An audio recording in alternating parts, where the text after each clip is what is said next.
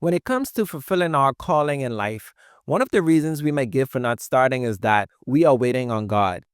And although this might be a valid reason in some situations, I've come to learn that it's not always the case. Oftentimes, the next step is dependent on us, and if we don't take action, we'll just find ourselves in the same position. The first time I realized that the next steps aren't necessarily up to God, but could be up to us, is when I read the story of the Israelites. They were on the verge of receiving the promised land, but in order to receive it, they had to fight the people living there. Up to that point, God already did a lot of miracles for them. He sent the plagues on the Egyptians. While they were on their way, He provided food for them miraculously and even used the cloud to show them exactly where to go.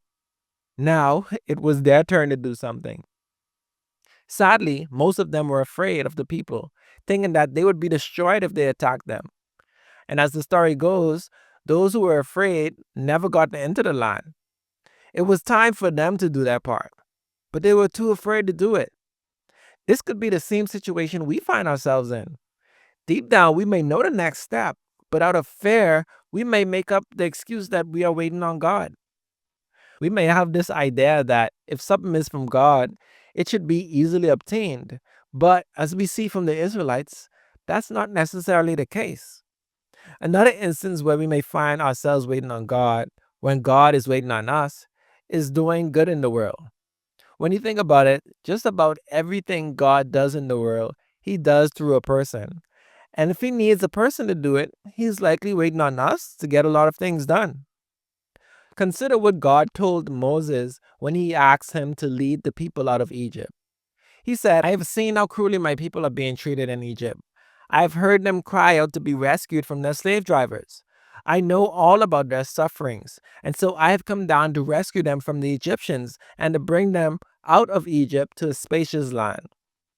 In addition to recognizing the sufferings of the Israelites, God indicated that He had come down to rescue them.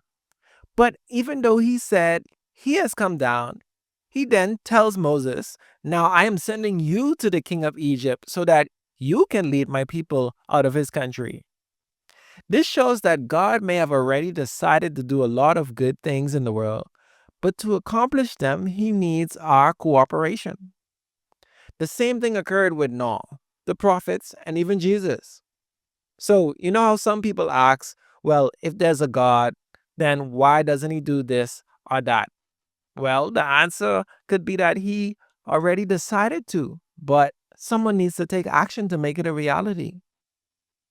I believe the excuse of waiting on God is grounded in the false thinking that if something is to be done that comes from God, the path should be clear and easy. We may want an audible voice making all the details abundantly clear on what we should do, or in other instances, we may even expect it to be magically done on its own after we've prayed.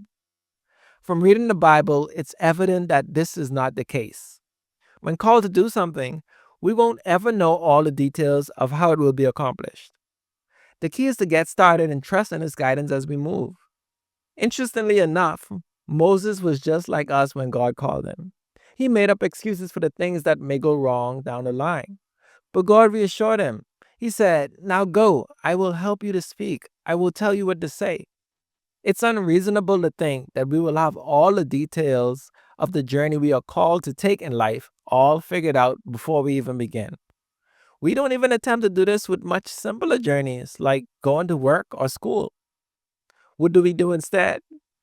We start and deal with those situations as they arise. This is the way God designed it. Life is dynamic, and as challenges or opportunities arise, He will show us what to do. So, there, wise believer, if you find yourself waiting on God, consider that God might be waiting on you. Take the most obvious next step and trust that He'll reveal the others when you do.